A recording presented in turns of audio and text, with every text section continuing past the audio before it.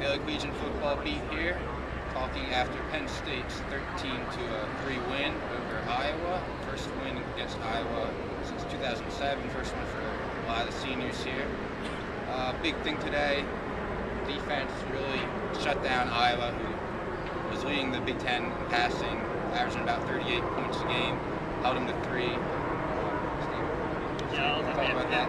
it was. Actually coming into the game, Iowa had a pretty darn good offense. Vandenberg had only thrown one interception for this game, but ended up throwing a couple today.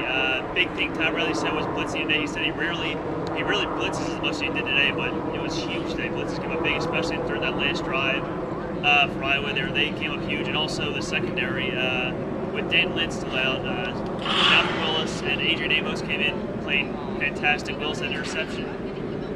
Amos is on Iowa's top wide receiver, Marvin McNutt, the entire night. So I think the entire defense only let them 3 points against Iowa, which played absolutely fantastic and kept Penn State in the game and allowed them to get that late touchdown. Yeah, and I think you could tell the defense had fun. Like, this was fun today. You know, being on the field the last 5 minutes, Iowa's last drive, they had 3 sacks. It was 4th and 39. You know, they were into it. The defense was fun. The crowd was loud.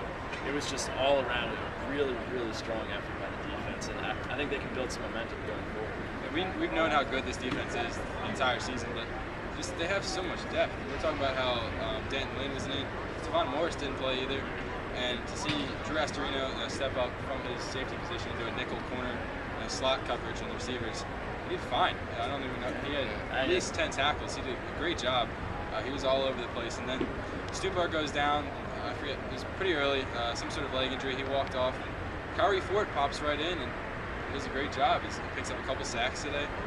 They really just have so many guys that can come in any position at any time and make big impacts. Gerald Hodges too. I think he's only getting better. You know, ever since they lost Maudie, obviously, you know, he plays on the other side, but Hodges has felt the need to step up. You know, lost your best linebacker, but he's turning into another one of Penn State's elite linebackers.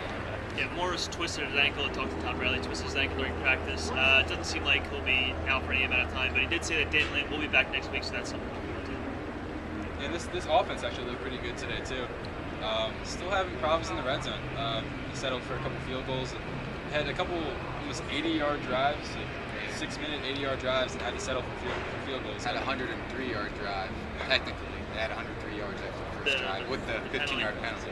Yes. So Still struggling to get in the end zone, but it's really good to see these guys really just moving the ball. And a big part of that today was the offensive line. Silas Red is a great back. He's shifty. He makes so many moves, but the offensive line sprung him to those moves today. It's just a big difference between 2 and 3 yard carries, making it 5 and 6 yard carries when Silas has that big push. Yeah, Silas was playing with a heavy heart today. He lost his grandma this week. Kids returned to Connecticut. It was his dad's mother. He said he had a very, very close relationship with her. They spent a lot of time together when he was a kid. And, he said that was part of the reason, that extra little passion. Not that he doesn't play hard all the time, but that extra little passion came from playing with a heavy heart today. And really paid off. I think everybody's had something to play for today. You can see in these guys' faces after the game, just to beat Iowa, a team that's given them so much trouble over the past few years. Just you can see how good it felt. They have that monkey off their back, and I think this definitely gives them a huge confidence boost going into the rest of the Big Ten. Yeah.